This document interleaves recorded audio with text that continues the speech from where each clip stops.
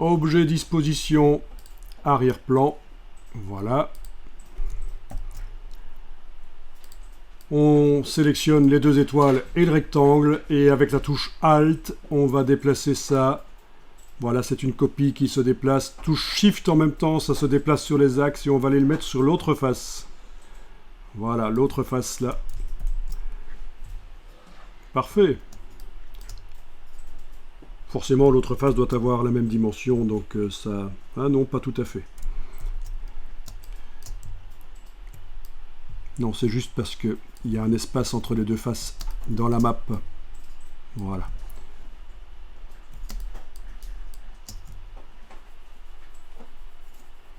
On va dire c'est bon comme ça.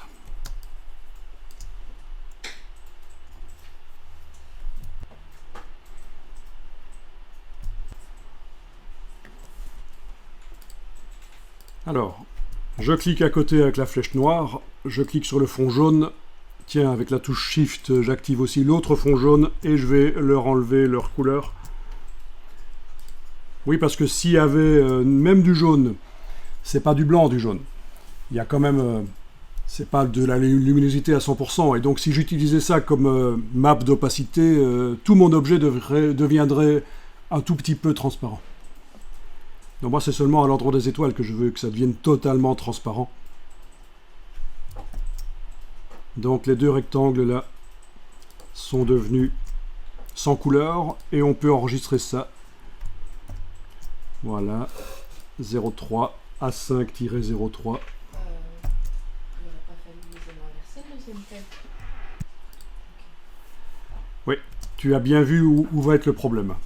Je suis pas certain que tout le monde a vu où va être le problème et donc on va tester. Vous avez enregistré ? Sous le nom 03. D'abord on dit sir, yes sir, pas yes sir tout simplement. Alors, on sélectionne l'objet, on va au niveau de sa matière, on va cliquer sur la map d'opacité, on va recharger. Donc je vous rappelle qu'on n'utilisera jamais le crayon ici qui pose un problème. Au passage, je vous dis que il ne faudra pas l'utiliser, ça nous embrouillera. Donc on va rechercher un fichier, on va aller cliquer là-dessus par exemple, et aller chercher cette fois-ci la version 3, à 5-03. Touche Escape pour se débarrasser du panneau. Et voilà, on a donc des trous de chaque côté, et on voit réellement la grille du sol, par exemple, on la voit à travers, là. Voilà. Mais vous comprenez où est le problème.